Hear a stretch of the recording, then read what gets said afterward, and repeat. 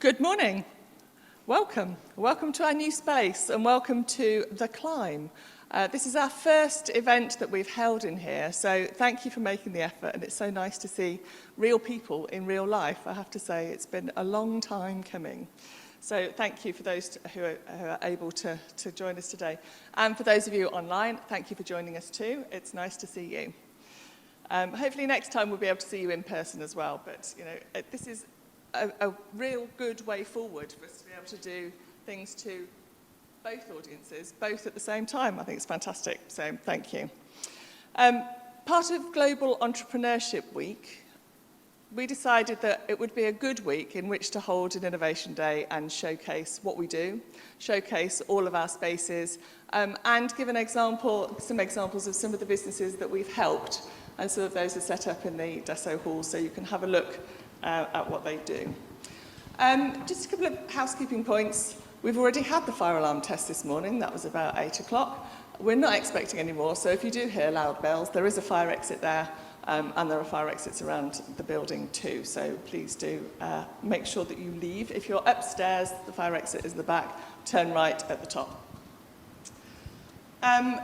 This session is being recorded, so if you have an issue with being recorded or you don't want your picture anywhere, you do please need to let Jason know, who's sitting in the middle there with the camera. So, innovation and entrepreneurship is a key part of the University of Warwick's strategy. Our place in the economic development of the region is a key part of what we do and why we're here. It's really important to us that we encourage innovation and entrepreneurship, not just from our students, and they are a very important part of what we do, but also from our community, from the small, medium enterprises that are around us, the large corporates. And we've got a fantastic range of alumni, we've got experts, you here, who are able to help in that area. It's a really, really vital part of what we do. We want the West Midlands to be fantastic. We want Warwick to be fantastic. We want everybody who comes through our doors to be amazing. And so the programmes that we're developing and we've got on offer now aim to help you do that. We're not here to make money out of anybody. We're here to provide a great innovation and entrepreneurship journey for those who want to join us. So, to start today's first session, I'm joined by a number of colleagues from within and outside the university and from the wider Warwick Innovation District family. They represent many of the programmes that we offer today and many of the services that you can access. And you can access as an entrepreneur or a mentor or a coach or a business or a student. Anybody can access these. The session is around incubation and acceleration, and those are terms that we use quite often in the innovation and entrepreneurship world. They don't necessarily mean something to everybody. What they essentially mean is we can help you to start or to grow, to scale, to pivot, to market, to make your business successful. Whether that's a new product, whether it's a new service, whether it's a new technology, whatever it is, we've got people who can help you to make that as successful as it can be, or get you to a point where we decide that isn't the right thing, doesn't have a market, to save you wasting time on pursuing things that are not going to happen, but to pivot that and turn it into something positive and something different. As my colleagues on the stage are very keen to point out in their programmes that they offer, a pitch is a very important part of the toolkit of any entrepreneur and innovator. So we're going to challenge them this morning to give a 2-minute pitch, because there's so many of them. If they each gave a presentation, it would be very long. So we're going to challenge them to a 2-minute pitch each to tell you about what they do and what they deliver. So on my stage, I have to refer to a different bit of paper here now so I get all their names right. On my stage, I will introduce them collectively and then ask them at random to stand up and deliver their pitches. So, if we start at this end, I have Sam Alsop-Hall, who is our West Midlands Health and Wellbeing Innovation Network Entrepreneur in Residence. He's founded multiple businesses and his current portfolio has a turnover in excess of £10 million, which isn't bad for somebody who is 30 yet? 30. Next along we have Maddie Booth. So Maddie is the founder, CEO of Scribby, sustainable skincare startup for upcycling waste products from the drink industry. Next along, we have James Powell. James Powell is the Regional Enterprise Director for Natwest. He covers the Midlands, South West and Wales. The enterprise team support hundreds of entrepreneurs to start and scale their businesses through various events, access to mentors, access to entrepreneur communities, real passion for entrepreneurship, coaching, supporting business strategy and personal development. And part of the recently formed collaboration with the University of Warwick, hence they've got their sign above us. Andy Pardo is our chair for the Deep Tech Incubation Centre. That's another incubator that we operate in the University of Warwick, and a professor in AI. Claire Green is, she specialises in building networks of communities and creative artists. Ooh, I've got a sticker over your name, Claire. She leads our Creative Futures projects, including a portfolio of services, a gateway which connects the University of Warwick with the region's creative sector, a business incubator and cutting-edge esports, also just down the road if you want to go and visit them, around the corner on the way to the exhibition. Claire, through these innovation programmes, inspires students and graduates about creative and digital careers and supports 15 startups, companies, in a business incubator in the heart of Leamington Spa at 1 Mill Street. Great place to go if you're ever passing. Next along we have Alex McLeod. Alex runs our Graduate Accelerator and he's responsible for managing the startup scheme and the Graduate Accelerator programme for Warwick Enterprise, providing guidance and support to University of Warwick graduates who want to start their own enterprise. Experienced professional with corporate and entrepreneurial experience. A corporate experience gained at Deloitte and Nexia and SAB&T is in managing projects that focus on operations, manage projects for clients in education, transport, tourism and commercial. And as an entrepreneur, he's been active in the secondary school and university entrepreneurship sector. Next along we have Dirk. And Dirk is our business advisor for the University of Warwick Science Park, another part of the innovation family in Warwick Innovation District. He runs a technical marketing activity and startup incubator, helping companies get started and to scale. He's advised over 1,000 businesses, resulting in the creation of multi-million-pound businesses, as well as significantly growing scale-ups. An eye for innovation and markets, Dirk helps companies launch hundreds of new things, raise millions of grant, equity and debt funding, and identify profitable markets to facilitate their growth and innovation. And last but not least, we have Professor Jay Bell, who is from Warwick Manufacturing Group.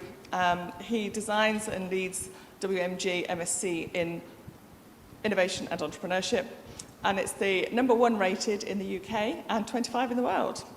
So ex-students of his have started hundreds of businesses all over the world, won commendations in international competitions, and recently 2 won silver awards at the Internet Plus competition, in China, the world's largest entrepreneurship competition. So a fantastic panel, and I'm really looking forward to hearing their pitches. So, in no particular order, we will start with James. Thought you'd go. In the recent Springboard to Recovery report, it was identified that a thriving SME sector will be worth £140 billion GVA. However, to unlock this potential is going to be hard and it's going to be difficult. With lots of support available to them, where can an entrepreneur go for one single route to help support their journey? My name is James Powell. I'm the Regional Enterprise Director for Natwest. We run our Natwest Accelerator across various different locations across the UK, and I'm proud to announce the recent collaboration with the University of Warwick and the hard work that Wendy and I have put in over the past 2 years. We'll be launching an intake for 40 entrepreneurs to be based themselves right here in this building, with 10 spaces available for student businesses. We provide 4 different aspects to our Accelerator programme. We provide one-to-one coaching with our experienced acceleration managers. We provide a thriving community of like-minded entrepreneurs. We provide access to our network through mentors, through our supply chain services and our colleagues across Natwest. And we also provide thought leadership content, delivering events weekly for entrepreneurs and local community members to come along. Like any entrepreneur, we always ask them to end their pitch on an ask. So my ask is to come along to us on the stand. We're based in the hall. Find out more about the Natwest Entrepreneur Accelerator. It's free to join. You don't need to bank with Natwest. We're here to help you. Thank you. Thank you very much. Standing up and sitting down and putting my mic on and off again. Right. So, brilliant. Very good.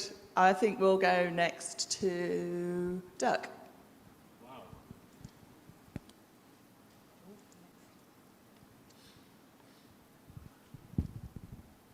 Good morning, my name is Dirk Schäfer from University of Warwick Science Park. Oops, that is a very well-tuned microphone. Now, I should actually be given double the time of all the others here because our incubator has been going a lot longer than all the incubators here combined. Anyway, so we started our Ignite incubator in 2007 and we're supporting around 100 companies a year through that incubator. So we run this incubator as a physical incubator and a virtual incubator. So since inception, we've supported about 150 plus companies through our physical incubator and some 800 plus companies through our virtual incubator. So they're quite a bit big numbers, and we're seeing quite a lot of companies, whether startups or established businesses that we're supporting with all kinds of different activities. So what are we looking for? We're looking for ambitious tech startups with high growth potential, and in return for you jumping through our hoops, being this exciting business, we have a lot to offer. So we offer subsidized, heavily subsidized startup offices for up to 4 people in our innovation centers. This comes along with, it's all fully furnished, you just move in, internet is connected and so on, and a very credible address adding credibility to your startup.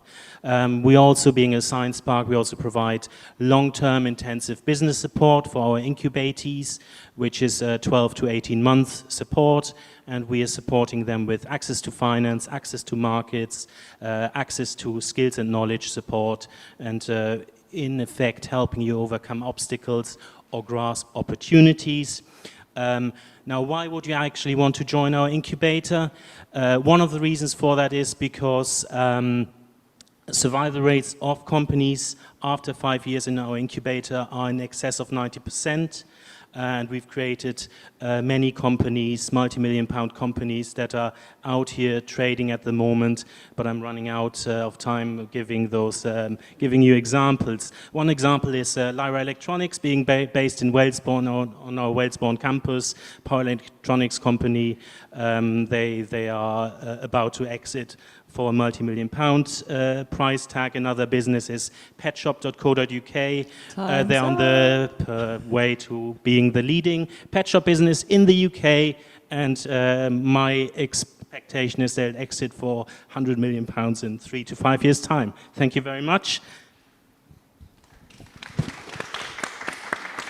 That's great, thank you, Dirk. And we did allow you a couple more seconds then, just because yes, you've got more to get through. And if you want to find out more about that, the Science Park also have a stand in the Deso Hall. So I think next we will go to Jay Bell. Hello, everybody. Have many of you seen the front page of The Guardian today? There's a picture from COP26 that's gone pretty viral at the moment, which is a picture of the president of Tuvalu standing by a desk, and it's sort of covered, the sea has come in. And I've got a long relationship with Tuvalu because that's really the place that started me in this area. And the article in The Guardian is about the fact that they want to try and retain nationality and ownership of the fishing rights and stuff around the island of Tuvalu. It's only about 4.5 feet or above sea level, so it's pretty likely going to sink. But that was what started us off on thinking about innovation and entrepreneurship, because back in 2000 won a prize, Internet Innovation of the Year. So Tuvalu was the first country to lease out its domain name And we were the ones who helped them do that. So we were like innovators in that. So they got, first time we leased it out, they got about $40 million. And they've leased it out since then. But 80% of the income of Tuvalu comes from renewing these leases. They're fortunate because their domain name is .tv. And you've probably seen Liverpool.tv, Sony.tv and all these. And that led to a short career advising countries on how to make money out of their domain names. And that leads to me where we are now, where we run an entrepreneurship master's program, which is #1 in the UK. And we've created hundreds of businesses in there. For example, one was about fortified rice, producing fortified rice, converting companies. So we focus on 2 types of businesses. Either family businesses which are struggling, and how do we turn those around? So we're not just talking about fresh entrepreneurs. And then secondly, we have 100 or so people going through the master's program. And over the last few years also, we've been funded by the High Value Manufacturing Catapult to look at the ideas that entrepreneurs have and help them pivot really into the manufacturing sector. So as an example, a story that joins everything together, I'm about to get to the chop. So I think the point is I want to make that one of the interesting business models is actually trying to make things harder to get, because then they become more desired and more wanted. So I'm not really pitching my incubator or our accelerator or our master's program, but I am pitching Warwick here. So thank you. Fabulous, thank you, Jay. And you'll hear more from Jay later in the session. So the exciting stories won't stop. He will carry on. Thank you very much for that. So I think now we will go to Andy Pardo. Thank you. So I think I should have more than 2 minutes because I've travelled the furthest to be here. But anyway, just to set the scene and the context. So we're living in a world that's increasingly dominated by our use of technology. And it's widely accepted that technology innovation is now happening at an exponential rate.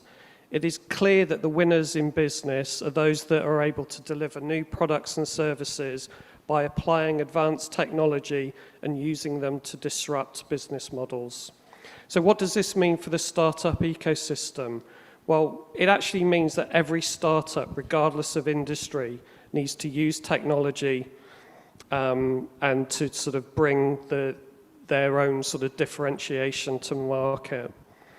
The complex technology driven in the world means that many companies need to do technology research in order to create these products and services they want to bring to market.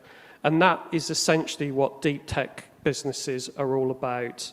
And we're going to be seeing more and more deep tech businesses come in the coming years. And that's essentially what we do as an incubator. We're helping to inspire, educate, and incubate startup founders that are looking to build sustainable deep tech businesses. So what do we actually provide? So we provide these wonderful facilities for our startups. We provide a business mentor. We provide technical guidance. We have an excellent accelerator program that really helps you to define, validate, and verify your business model. We provide access to the network of knowledge within the university as well, and the network of our cohorts as well. We provide challenges to help think of new ideas for your businesses as well. And I think that's it. Thank you very much. Thank you very much, Andy. And within the 2 minutes, well done. Excellent. I think we're going to go now to Claire. Morning, everyone. So I'm Claire Green, and I run Creative Futures, which connects the University of Warwick to the wider creative industries in this area. So 5 miles down the road, we've got the largest creative cluster outside of Greater London, and we make video games primarily that change lives, transform different sectors, and we do everything from serious gaming all the way up to AAA games. So our incubator connects businesses into that creative cluster, but we also support small, early stage and startup businesses to base themselves in the region. And I always like, when I'm invited to these kind of things, to let those businesses talk about their experience. So when I was asked to do this pitch, I then put out a note to my team and my cohort. So I've got 15 people in my cohort, and I asked them about their experience. They gave me a bunch of words, and I've decided to write a poem. So who wouldn't be creative and write a poem? So here we go. It's called Ode to Creative Futures, a poem built on real-life experience in the incubator. Family life, support and care, encouraging local businesses to use their flair, working clever, thinking smart, making networking a real art. Inspiring businesses with skills and zeal, aspirations, they become real. A better launch pad than a fast car, more supportive than a really good bra. That's Creative Futures. So some of the things that they also said is that it's life-changing, it's really supportive. They've built a collaborative network where they are winning business together. They're employing people within the university. They're connecting into the university. We are taking our next cohort in January, so if you've got a creative business idea or you want to work with creative businesses, then come and speak to us. Thank you. Thank you very much, Claire. Now, I hate to say it, Alex, but follow that. We save the best for last. So Claire and I both come from Warwick Enterprise, and as you can see, we deliver fantastic experiences. So my name is Alex McLeod. I'm the Graduate Enterprise Officer at Warwick Enterprise. The range of cultures and knowledge that exists within our student body is vast. Open innovation thrives on such diversity. And we must deliver an ecosystem where our student body can ideate and build varied solutions to local, regional, national, and international private and public sector challenges. Warwick Enterprise is this audience's first point of call. We embrace range, diversity in entrepreneurial ventures, and we focus on developing the entrepreneur. The cohort of businesses we support, from skincare to software, to supply chain twinning software, to electric vehicles, is indicative of this approach. If your idea is viable, scalable, and innovative, we will support you. Fabulous, thank you very much. And I think last but not least, Sam. Hi everyone. So I like to think that our incubators play in the biggest game in town. So health is the most fundamental human need that all of us have got. It is on an individual level and a society level the most fundamental component of being a human. I think at the moment everyone knows there's three massive challenges in health. There's rising demand, people living longer with more complex needs. There's exacerbated demand caused by the COVID pandemic. There is reduced capacity because we've got Brexit, which I promised Wendy I wasn't going to mention. We now have the lowest number of doctors per head in Europe, would you believe, in the UK. We have people retiring from health at greater numbers than ever before. So to give you an example, 23% of GPs are over the age of 55. The current average retirement age of GPs is 59, so it's a bit of a ticking time bomb. The final bit is health costs. So from an economic perspective, the annual budget of the NHS next year is £175.6 billion and rising. That's a 27% increase in the last decade. So you've got increased demand, reduced capacity, rising costs. You don't have to be an entrepreneur in residence to know that if the NHS was a business, it would have gone bust by now. But I don't want to talk about all the problems. I think the solution is two parts. Economic anchor. So health as the economic anchor of recovery from the COVID pandemic. We've got 1.4 million people working in the NHS. That makes it the largest employer in Europe. And climate change, I think, is very topical this week, but all four health bodies in the UK have pledged to be zero net carbon in the future. I think that if we can achieve economic recovery and climate change impact through health innovation, then we can save health and health services in the UK. So The West Midlands Health and Wellbeing Innovation Network is the West Midlands Combined Authority, Bruntwood SciTech, University of Warwick, and University Hospitals of Coventry and Warwickshire right now. Between those 4 organisations, we have the power to achieve equation 2, economic impact and climate impact. Hopefully, someone's going to come and join me on the journey. Thank you very much. Thank you, Sam.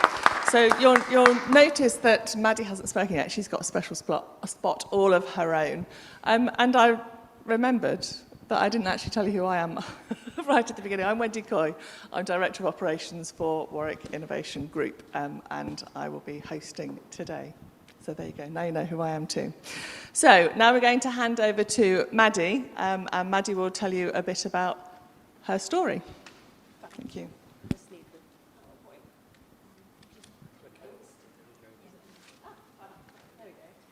So this is my information. So a little bit of background about me to start off. So I am actually a graduate from Warwick University. I graduated last July in a degree which you probably don't recognise. So we're a super new degree at Warwick, Global Sustainable Development. Super important progress to be made in this field. And what that degree focuses on is the Sustainable Development Goals by the UN. So it's looking cross-sector from economic, social, cultural, political, and environmental aspects of sustainability.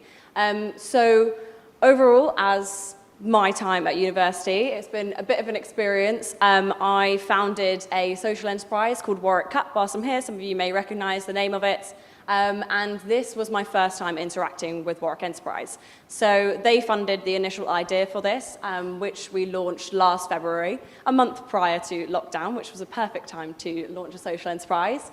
So they actually funded the initial stage of that. So I've kind of been on the Warwick Enterprise scheme since last February, but since I've been on it with my business, what I'm here for today, Scrubby. So Scrubby, in a nutshell, what we are is a sustainable skincare startup, but we focus on taking byproducts from the food and drink industry and upcycling those into our products. So what that means in practice, at the moment, we're partnered with 3 cafes in Birmingham. We take their leftover coffee grounds and we upcycle those into our coffee face scrubs and soon to be our coffee body scrubs.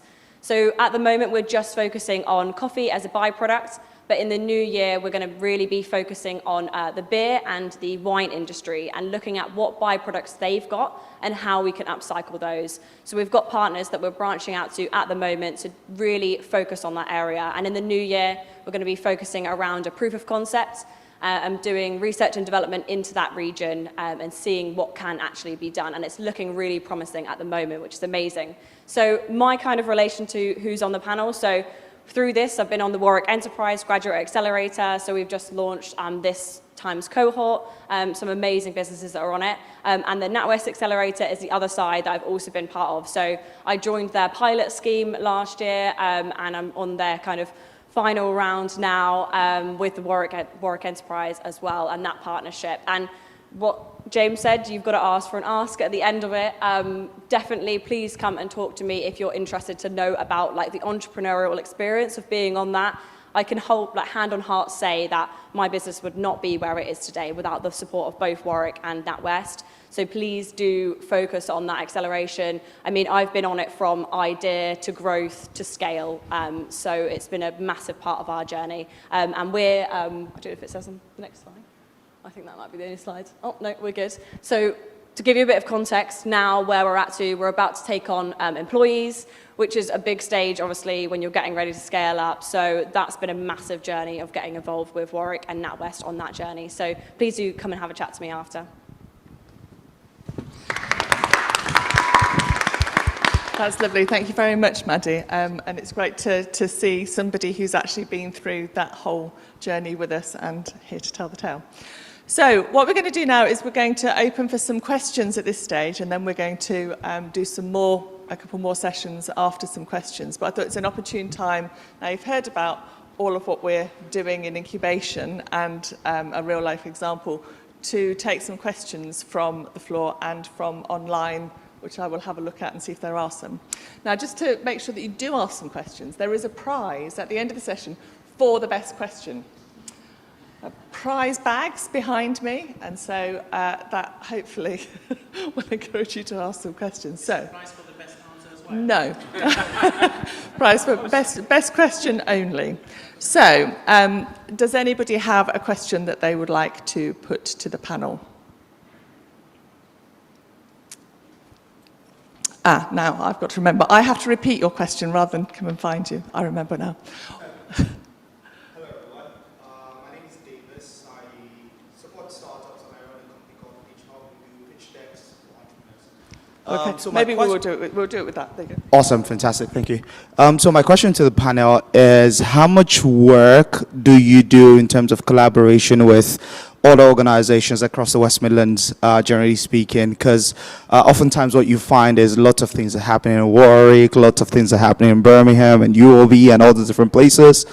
But for entrepreneurs in the region, the more we can get benefit from a collaborative effort from all those different programs, the better for the region, generally speaking. So how much collaboration happens in that sense?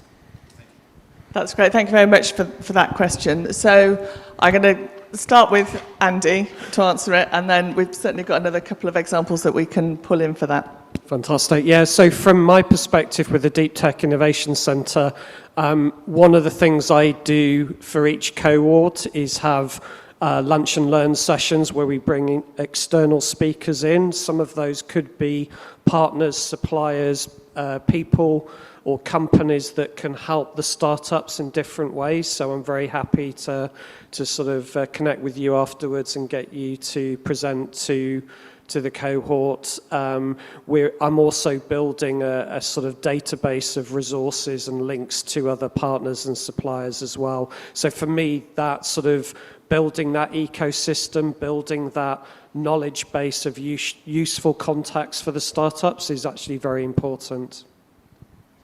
Thank you. Just in general speaking, I think collaboration is key. Collaboration is key for both the businesses. That's why we try and pull a community together, and I think you've heard from all of us here, it's about putting a community of like-minded entrepreneurs together. That peer-to-peer network and support is valuable. But we do collaborate, so we've got 13 hubs now across the UK, all with various different regional partners and national partners as well. So we work with individuals like Business in the Community, we work with Digital Boost. We also work with the University of Warwick and a number of other higher education establishments as well. So I think, yeah, collaboration is key. I think when you're looking at the different support that is available here, it can be quite confusing that there's lots of different support organisations, but each of us can play a part within your journey. I don't think it's about selecting one individual entity and organisation. It's about looking at what support they can give you and then moving on. And then the panel, all of us, can join in that journey and helping support you. I also think it's key as well for the region that we work together on a united front, because clustering together and putting that message out there that Warwick, the West Midlands, is a place to start, scale and grow your organisation is a perfect narrative, and it will attract business into the Midlands. Thank you, James. Sorry, I'm squeaking again. Dirk? So this is actually very easy to answer. We wouldn't be where we are without our large network of collaborators. Now there's a realization, although we're supporting businesses, we don't know everything. And what businesses throw at us is just unimaginable. The challenges the businesses have and the input they require.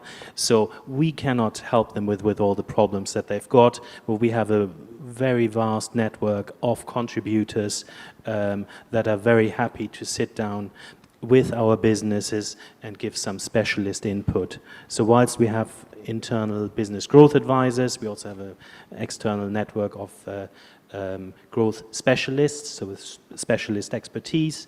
Outside of that, we're also working with lots of other contributors, so it's massively important.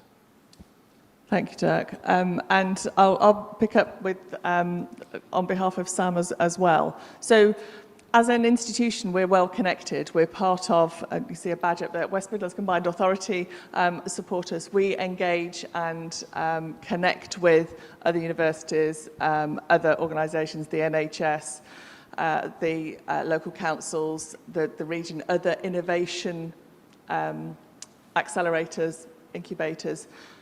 And for us, because we're in the lovely position of being sort of fairly altruistic in our approach to this, we don't, as I said before, don't need to make money out of people. That's not what it's about. It's about development. If we're not offering what you need, we'll find somebody, we will point you to somebody who can give you what you need, because the most important thing is the economic development and the innovation skills and the entrepreneur skills that you learn. So hopefully that's answered your question, and it was a very good question. Any more questions from within? I shall have a look online.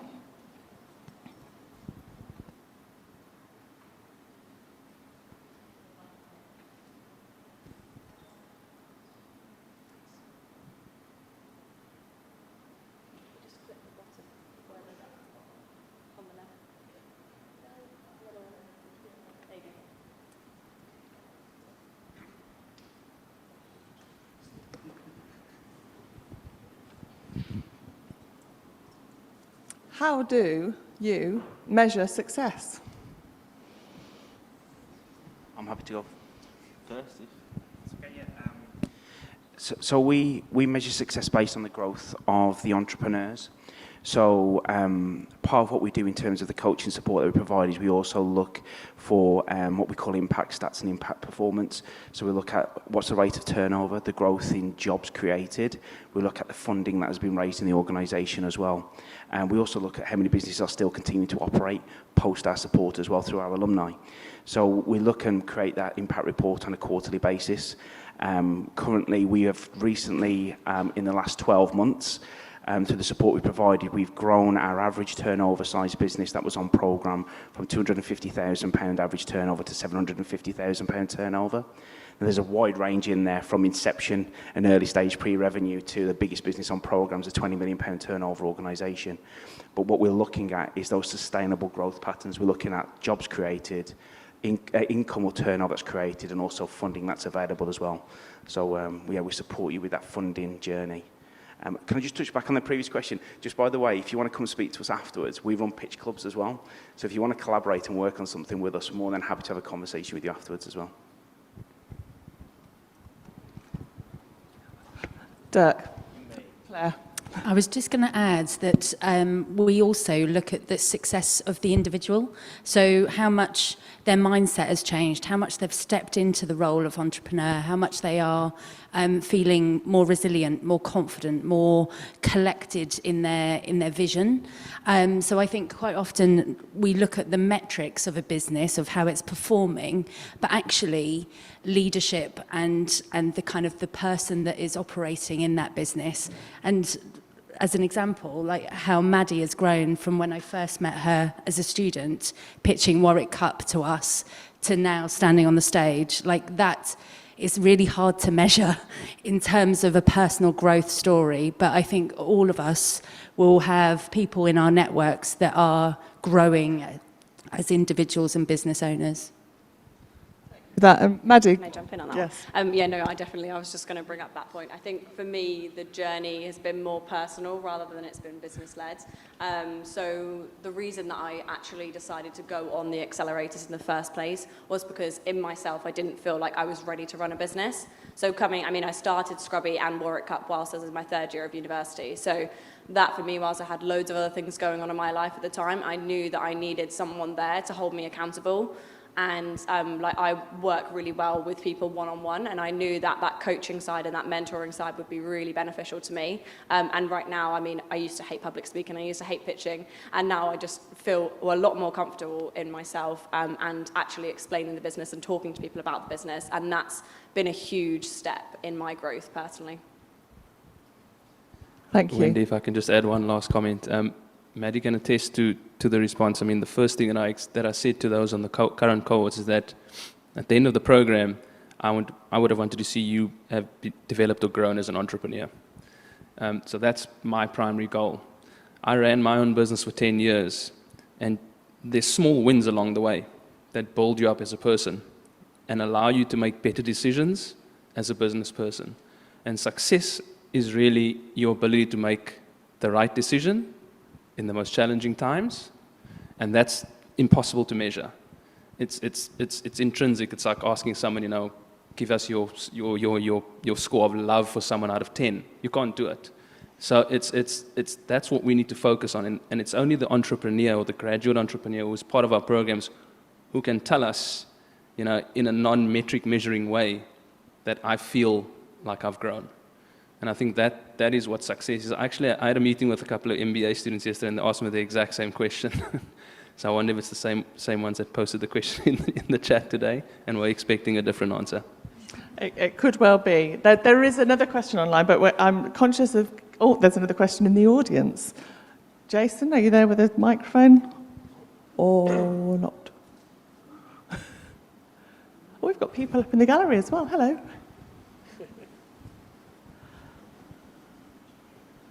Fabulous, thank you. Hi, I'm George Argyropoulos. I'm a WS alumnus, and I'm also supporting WS with mentoring, and recently launched my own initiative just a year ago. I have two questions to ask. The first one was partly answered by Maddie, I think. It's what is the role of coaching and mentoring when you're starting out on this journey? And how do you see that playing an active part through the development, but even after you've gone through the initial phases, how does it support you going forward? And the second question, which is, most of my career I've been in the FMCG, so I've got limited experience with high-tech startups. One of the areas I do find a slight difference on, though, and I wanted to hear your viewpoint, is that my impression is that a lot of work in a startup in the high-tech area or in the technological area goes in the product itself rather than in marketing that.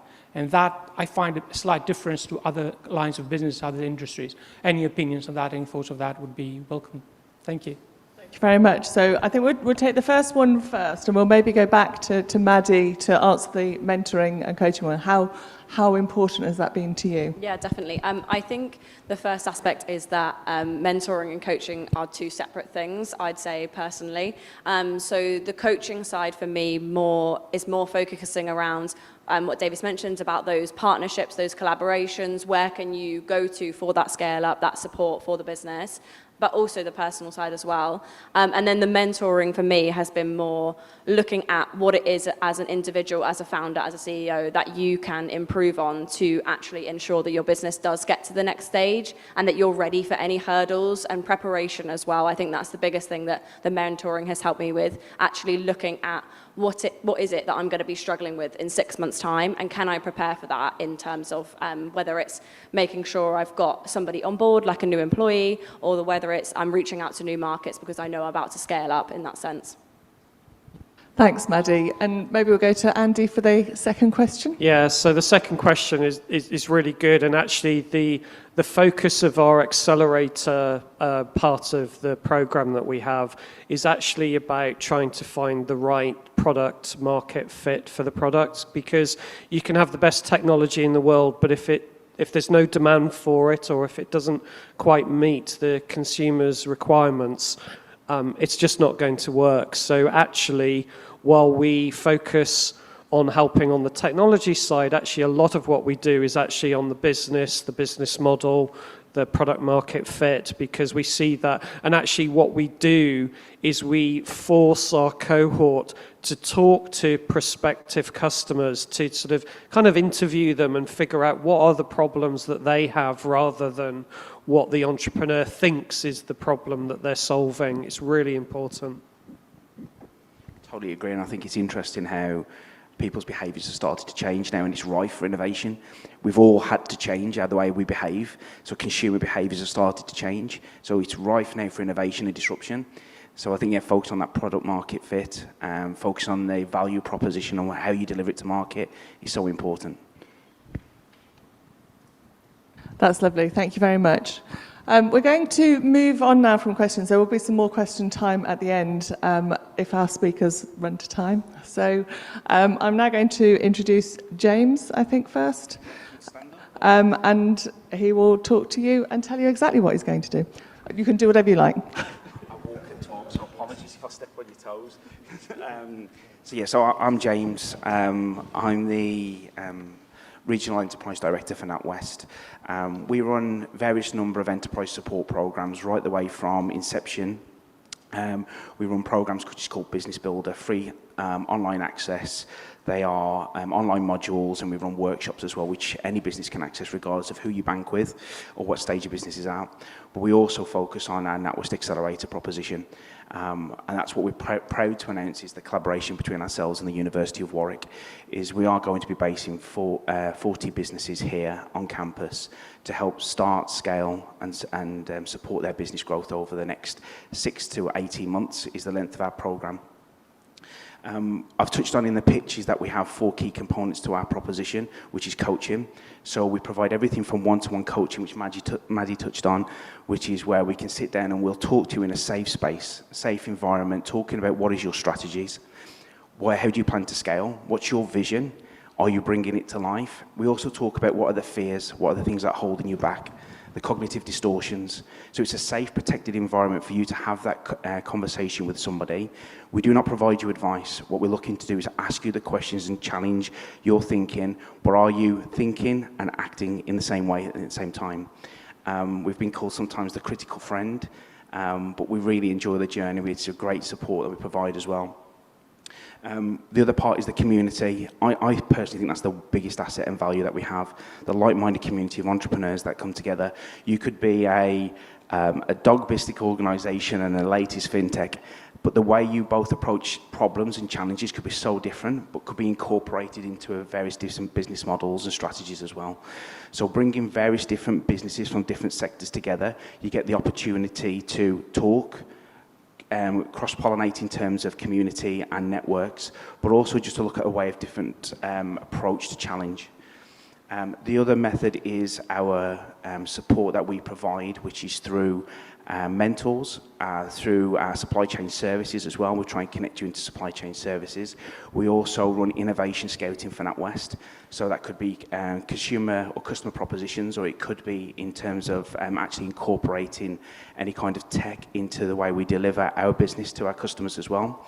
So we provide a sandbox environment with API plugins to allow you to try and test and measure as well fintech technology within the accelerator. And finally, we have a number of events that we run. They are open. You don't have to be on the Accelerator program to come along to them. Again, it's key about creating that local community as well. But we run everything from workshops, which are delivered by my team, who are here today. We've got Olivia in the audience. We also run an audience with, so we try and get really high-profile entrepreneurs to come and share their story. We've had the likes of Theo Pathetis and Sir Tom Hunter who've come along and shared their journey and their story with entrepreneurs. And we also have a networking event where we bring local experts along on sector-specific challenges to share their insights as well, and for Q&A from the audience. So it's all wrapped around and it's geared around the entrepreneur. That's why we call it the Natwest Entrepreneur Accelerator, not the Business Accelerator. We're looking at challenging the individual. We're looking at trying to shape and mould that individual as well. Post-completion of the programme with us, you become part of our alumni. We invite you back. We have a number of alumni now who are our mentors, who support their business as well, free of charge, and come along and provide that support. So it's a collaborative environment. You've got a number of hubs you can visit and locate as well. So if you're trying to expand your business network into other areas, we can connect you into various different locations across those 13 different sites we've got across the UK. You'll work with a team who, the way we describe it is we won't walk through the wall for you, but we'll walk through it with you. So we'll put in as much as you put in return as well. And we're here to help primarily. No fee, there is no catch. Don't have to bank with us. What we're trying to do is try and grow, support businesses. I'm passionate about growing and supporting business right across the Midlands. I want this to be the #1 place to be, to start, and to scale your business. So if you want to speak to any of my team, please come along and speak to us. Please come and get involved. I'm really keen to get as many applications as we can today because I want a really thriving environment, and come January, open this hub up with a big bang, bring lots of people in here to showcase around and show them what Warwick has got to offer. Thank you. Thank you very much, James. And I promised you more from Professor J. Bell, and here he is, back again. I'm kind of slightly surprised by that, wasn't expecting this. Let's talk about something events like this don't really talk about, which is kind of the dark side of entrepreneurship. Now, we're all here, we're all trying to be bouncy and happy, and it's a great future, and actually there's a dark side to it all. When you're alone by yourself and the meeting's gone badly and you're kind of really depressed and you're reaching for the red wine. That happens quite a lot as well, and I think we shouldn't forget that. It's easy in these kind of events to really hype it up. What do you need in those kind of situations? Well, I think one of the topics that hasn't really been touched so far is teamwork and partners. And I think people talked about the importance of networking and stuff, but one of the key things I've observed is that often you need partners, people to suffer with you, just to kind of relieve your burden a little bit.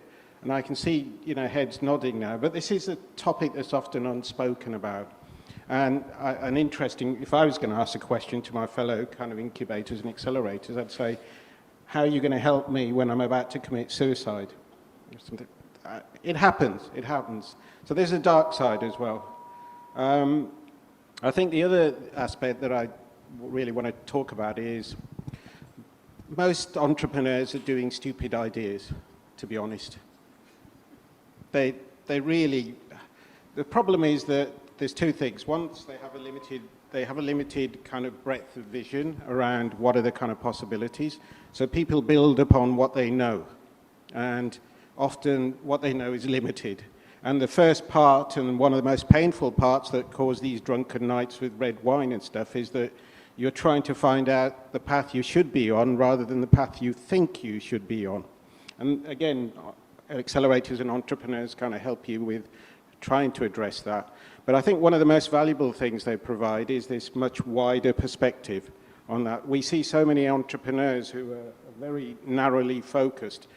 The number one reason why most businesses fail? People fall in love with their ideas.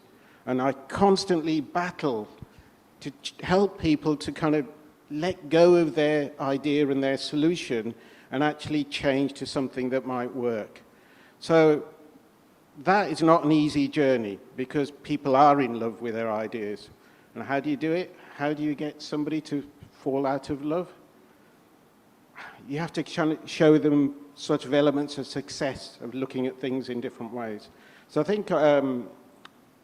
think there is a lot of value in joining an incubator or an accelerator, mainly for helping you deal with these kind of unspoken elements and for benefiting from the wide range of advice that's available. I didn't get to pitch in earlier on, so I'm going to take an opportunity to do a pitch. We've got, one of the other things I think is a lot of the advice is just talk.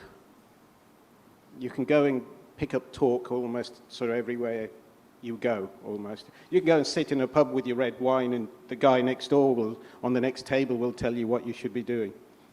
But often entrepreneurs actually need real support. And I think one of the things that hasn't really been mentioned here at Warwick, I mean, certainly, for example, in WMG, we've got a 40-strong SME team who are experts in 3D printing, in AI, in electronics, in software development, in machining, in robotics, you name it. We've got a 40-strong team of experts. I think you'll really struggle to find that elsewhere. People who are kind of almost paid to help you develop your products, help you test your products, help you tackle some of the elements that are often not addressed by incubators that are not linked with universities that have resources. I'm sure that most of you have kind of fed up with listening to advice, and what you actually want is practical help.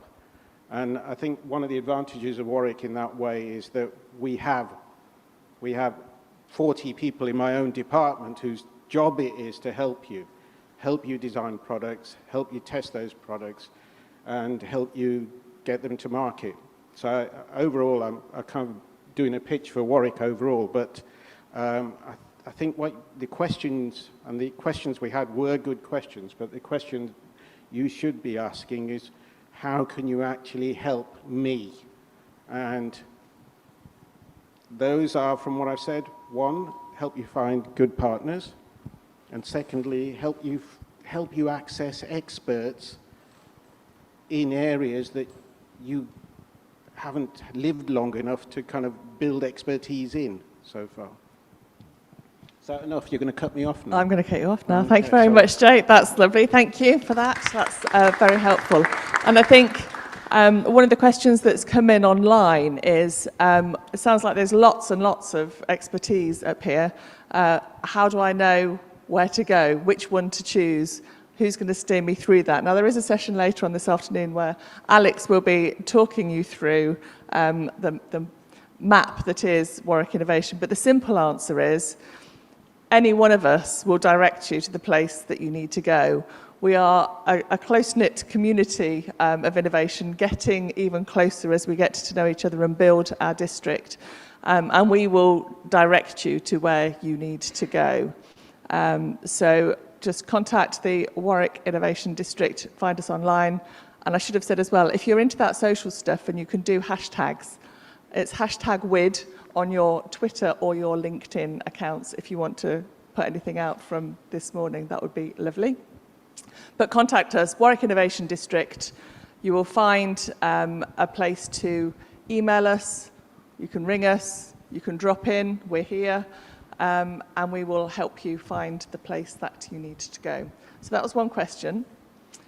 Any questions from the audience here before I go back to my online list? Yes, we have one here, and we have a roving microphone. Fabulous.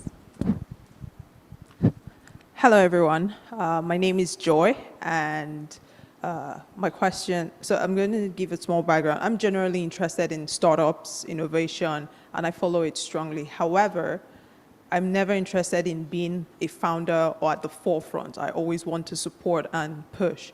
So my question is, I follow all what is happening here, and I want to find out how, is there room or an avenue for people like me to get involved without being at the forefront, especially, is there some sort of program or support scheme for founders that takes advantage of people with the energy and interest that I do have?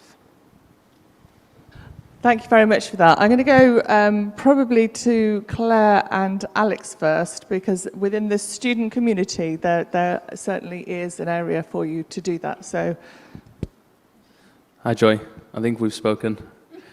so yeah, I'm trying to support you, but absolutely. And I think any founder would appreciate any support. And to piggyback on what Jay was saying, Jay, I know exactly what you're talking about. The experience that entrepreneurs go through, the dark times, and often you find that support in people that you least expect it from. So having people that are completely unrelated to what you do is often the best thing for you, because it gives you a fresh perspective, it gives you input, it challenges you to think in a different way. So absolutely, I think, like you've done with me, and I've tried to steer you and direct you, keep approaching, keep knocking on doors in the same way that entrepreneurs knock on doors to try and grow businesses. I think you need to keep knocking on. There's definitely opportunity to work with. It's obviously it's a match again. So we can steer you to all the business that we work with, and if you find your place, so be it. But yeah, that's. But again, yeah, we've spoken, but you can just keep in contact. Okay, thank you. Just go to Claire and then back to Jay.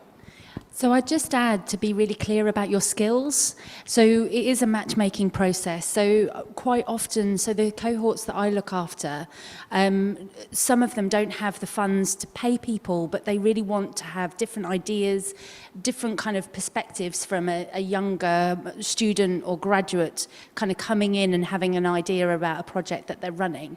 So quite often I will need to kind of matchmake back into the university. So I do that through courses and different kind of perspectives. So many of our cohorts have taken on placements or interns, or even just someone saying, I've gotten interested in this project and topic. So if you're part of the Warwick Enterprise kind of ecosystem, then we can kind of know how to matchmake you into those businesses. But be very clear about the kind of interest that you have and your skills, what you will bring to it, and the amount of time, because you could be offering more than you could actually deliver, and they could take more than you have to offer. Thanks very much, Claire. Jay?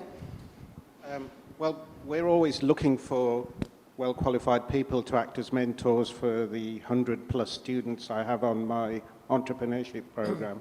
And we actually pay you £1,000 to do it as well. On that. Our programs pay their mentors, just to be clear, and we are always looking for mentors and people to help and support. So more about that in a minute. A question. Thank you. Hi, I'm Shanaka from the full-time MBA from WBS. To give a small background of myself, like I've been in 15+ years in IT and the telco industries. I'm from Sri Lanka, so I headed the operation of like a medium-sized company of IT services. So my question is to mainly now Professor J has like mentioned about like being in love with your idea and with when you're in the business of like in your scaling up. So I'm thinking of like when you're accelerating, so business accelerators, what sort of support you guys are giving? Is it like, should I come up with like a really novel idea and incubate and then accelerate, or like what sort of support I can have like to extend my previous business where I was kind of like managing back in Sri Lanka? And if I want to extend that into more geographies and more markets, what sort of support I have from Warwick District or any of you guys in terms of accelerating the business? So. Okay, so who would like to pick that up? I think I'm best placed to take that question. So if you wanted to expand into the UK market, then now in order to get formal support, like through an organization like us in the Science Park, it would be good if you had a UK limited company. So that would typically be one of the first steps. Obviously, would try and do some due diligence before doing that, because there's a cost involved in time. But at some point, you will have to form a UK limited company, which then can access all the supports that are available, that are funded supports, and that's how you could go. So very happy to have you chat with you about your business and what you're trying to achieve, but it helps actually to formalize the business here. Then as somebody trying to enter the UK market, the government organization looking after that, I think they're called still DIT, they keep changing acronyms, but DIT, Department for Industry and Trade, could be your first port of call as you're evaluating whether you wanted to actually, make that formal move. And yes, so we're comfortable working, or we're working a lot with foreign-owned companies, making that move into the UK market. So you could drop in and we can have an informed conversation on that in the Science Park. Okay, thank you. And there's also, obviously, you can go and talk to people on the stands in the Deso Hall afterwards. As our panellists will be, hopefully most of them will be lurking around, or at least representatives from their areas as well. So if you've got specific questions, you can ask them then. So there's another question that's come in online, and it is, what will it take regionally and nationally for the West Midlands to have more unicorns? So I'm going to start with Sam. And then I'll come back to you. I think the definition of a unicorn, isn't it, is you turn over £1 million in your first year of trading, or you become valued at £1 billion. So one of my companies is technically a unicorn. But what I found really, really interesting, which goes to one of the points down there, was you literally do it all on your own. You don't know about these things, these accelerators, these networks, until you've already done it. And then you end up sitting in, the seat that I'm in, where I'm now trying to pass that experience on to other people. But, I'm trying to set up a limited company on Companies House, trying to open a bank. Then the most crazy story you'll ever hear is one time one of my customers was trying to pay me quite a large invoice.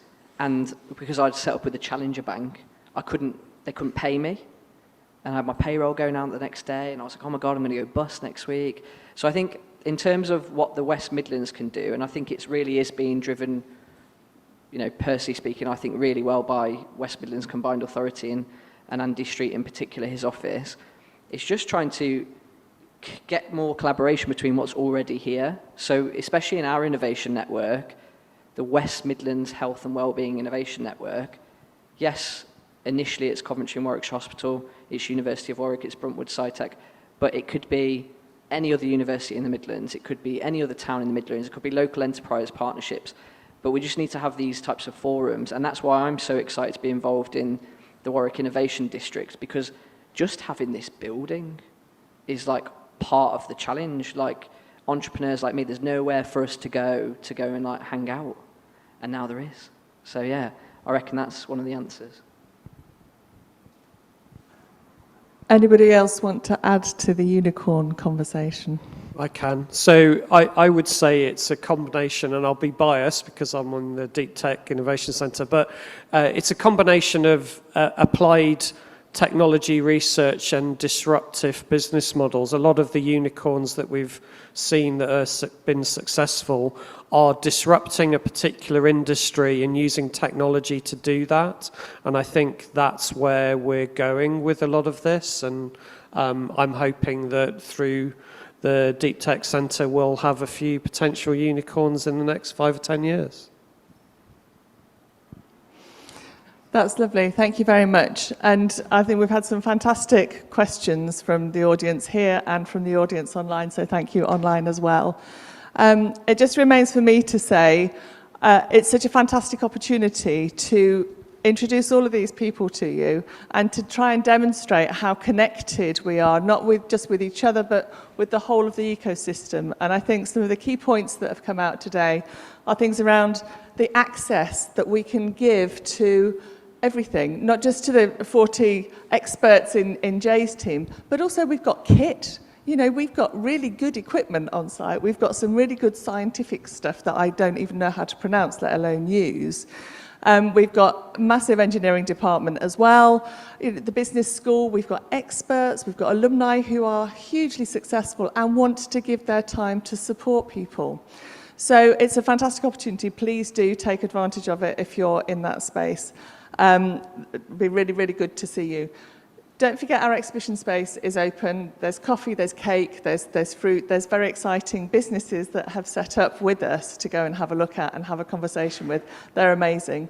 And as you go there, you pass by esports. Don't pass by, go in, have a go, have a play. And the team in there will be really pleased to talk to you about the new venture that they're setting up in there. So just remains to say thank you very much to all my speakers. They've been fantastic. Thank you very much to all of you for coming along. Enjoy the rest of the day, and we hope to see you at some more sessions later. So thank you.